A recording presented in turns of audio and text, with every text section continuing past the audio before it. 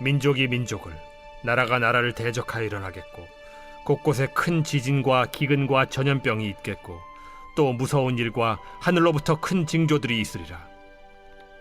이 모든 일 전에 내 이름으로 말미암아 너희에게 손을 대어 박해하며 회당과 옥에 넘겨주며 임금들과 집권자들 앞에 끌어가려니와 이 일이 도리어 너희에게 증거가 되리라. 그러므로 너희는 변명할 것을 미리 궁리하지 않도록 명심하라. 내가 너희의 모든 대적이 능히 대항하거나 변박할 수 없는 구변과 지혜를 너희에게 주리라. 심지어 부모와 형제와 친척과 벗이 너희를 넘겨주어 너희 중에 며칠 죽이게 하겠고, 또 너희가 내 이름으로 말미암아 모든 사람에게 미움을 받을 것이나 너희 머리털 하나도 상하지 아니하리라. 너희의 인내로 너희 영혼을 얻으리라. 너희가 예루살렘이 군대들에게 에워싸이는 것을 보거든 그 멸망이 가까운 줄을 알라. 그때 유대에 있는 자들은 산으로 도망갈 것이며 성내에 있는 자들은 나갈 것이며 초원에 있는 자들은 그리로 들어가지 말지어다. 이날들은 기록된 모든 것을 이루는 징벌의 날이니라. 그날에는 아이벤 자들과 젖먹이는 자들에게 화가 있으리니 이는 땅에 큰 환난과 이 백성에게 진노가 있겠음이로다. 그들이 칼날에 죽임을 당하며 모든 이방에 사로잡혀 가겠고, 예루살렘은 이방인의 때가 차기까지 이방인들에게 밟히리라. 오늘 본문 말씀은 우리 예수님께서 종말에 대해서 말씀해 주시고 있습니다. 예수님께서 예루살렘에 올라가셨습니다. 예루살렘 성전을 보았습니다. 유대인들은 예루살렘 성전을 매우 자랑스럽게 생각합니다. 헤롯 왕이 유대인들의 환심을 사기 위해서 80년에 걸쳐서 예루살렘 성전을 건축하였습니다. 얼마나 화려하게 건축이 되었겠습니까? 유대인들은 화려한 성전을 보면서 자랑스럽게 생각했습니다. 그렇지만 우리 예수님은 성전을 기뻐하지 않으셨습니다. 왜냐하면 사람들이 하나님을 사랑하지 않고 위선적이고 가증적인 이런 신앙생활을 하였기 때문이죠. 예수님께서는 예루살렘 성전을 바라보면서 종말을 말씀하여 주십니다. 성전이 모두 다 무너질 것이다. 돌 위에 돌 하나도 남기지 않고 다 무너질 것이다 예언하셨습니다. 또한 종말의 때에 대해서 말씀하여 주십니다. 마지막 심판의 때가 되면 나라가 나라 간에 전쟁이 일어나고 기근과 전염병이 많이 일어난다라고 말씀해 주셨습니다. 또한 우리 믿는 자들에게는 많은 핍박이 있게 됩니다. 부모가 믿는 자식들을 붙잡아다가 고소합니다. 형제들이 믿는 형제들을 고소합니다. 또 자녀들이 믿는 부모들을 붙잡아다가 고소합니다. 우리 믿는 성도들은 권력자들 앞에서 핍박을 받게 되는 것입니다.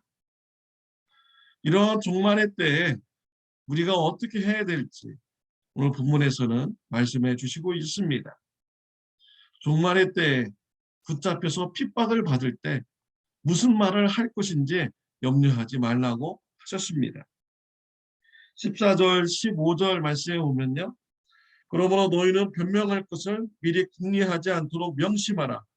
내가 너희의 모든 대적이 능히 대항하거나 변박할 수 없는 구변과 지혜를 너희에게 주리라 라고 말씀하셨습니다.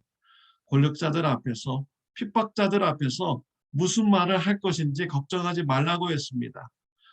우리 하나님께서 무슨 말을 할 것인지 다 알려주신다라고 말씀하셨습니다. 스데반 집사님은 예수님의 복음을 전하다가 돌에 맞아 순교했습니다. 그때 스데반 집사님은 자신을 죽이는 자들을 향하여서 용서를 구하는 기도를 드렸습니다.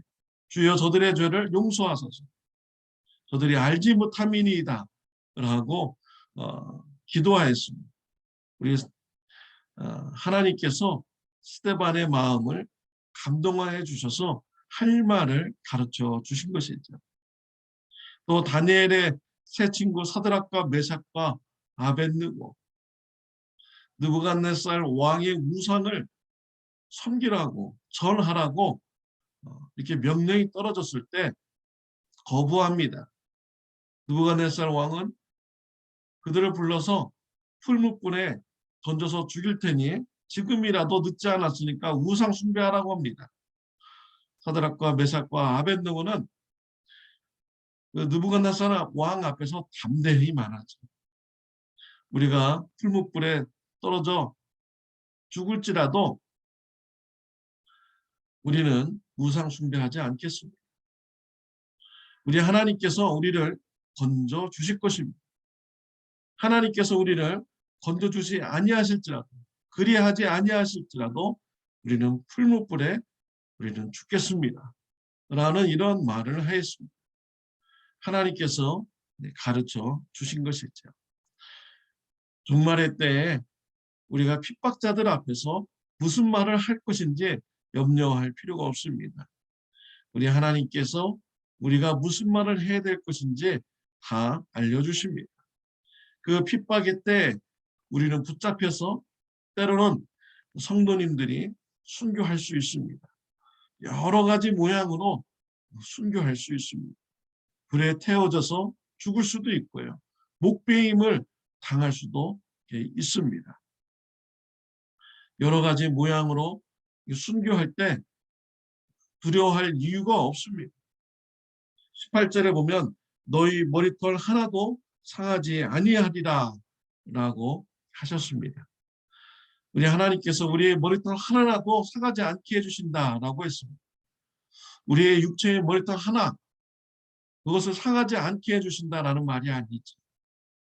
우리의 그런 믿음, 신앙 고백을 지켜주신다고 말씀하시는 것입니다. 환난과 핍박이 있을지라도 믿음을 잃어버리지 않고 믿음을 지킬 수 있도록 하나님께서 지켜주신다라는 의미인 것입니다.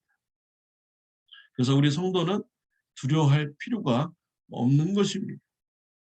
또 19절에 보면 너희 인내로 너희 영혼을 얻으리라 라고 하셨습니다. 우리가 핍박일 때에 우리 성도님들은 인내해야 됩니다. 고난받을 때 인내해야 됩니다. 우리 하나님께서 핍박 중에서도 믿음을 잃지 않도록 보호하여 주십니다. 우리가 인내로 우리의 핍박을 잘 감당하면 천국에 가서 우리에게 상급이 주어지게 되는 것입니다. 요한계시록 22장에 보면요, 각 사람의 행한 대로 우리 하나님께서 상을 주신다라고 말씀하셨습니다. 더 많은 핍박을 받으면 받을수록 천국에서는 더 큰 상이 우리를 기다리고 있는 것입니다. 핍박은 잠시 잠깐입니다. 고통은 잠시 잠깐입니다. 그러나 하늘에서 주어지는 이 상급은 영원한 상급인 것입니다. 20절부터 24절 말씀에는요, 예루살렘 성전이 멸망할 때 그 징조를 말해주고 있습니다.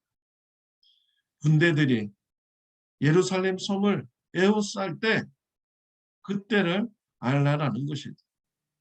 성도님들은 예루살렘 성을 벗어나서 도망가라라고 말씀을 하셨습니다.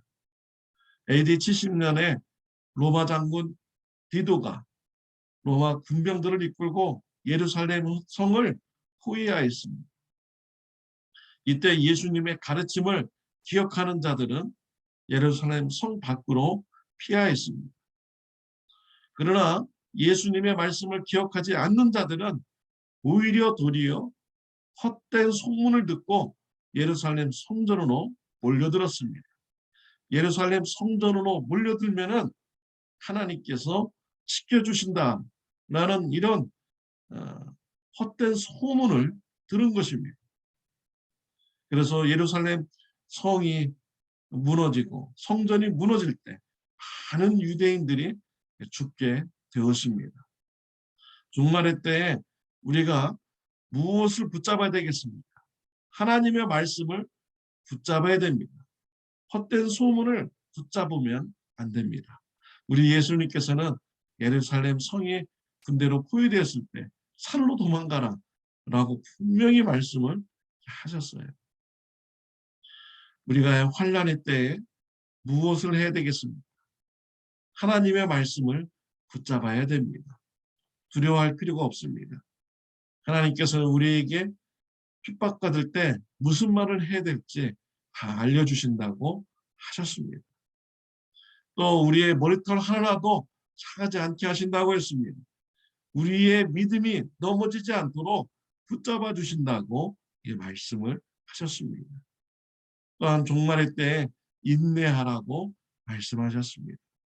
사랑하는 성도 여러분, 종말의 때에 하나님의 말씀을 붙듦으로써 하나님 나라에 갔을 때 하나님으로부터 칭찬을 받고 또한 많은 상급을 받는 축복이 저와 여러분들에게 있으시기를 바랍니다. 기도드리겠습니다. 하나님 아버지 감사합니다. 우리에게 종말을 대비할 수 있도록 하나님의 말씀을 주시니 감사합니다.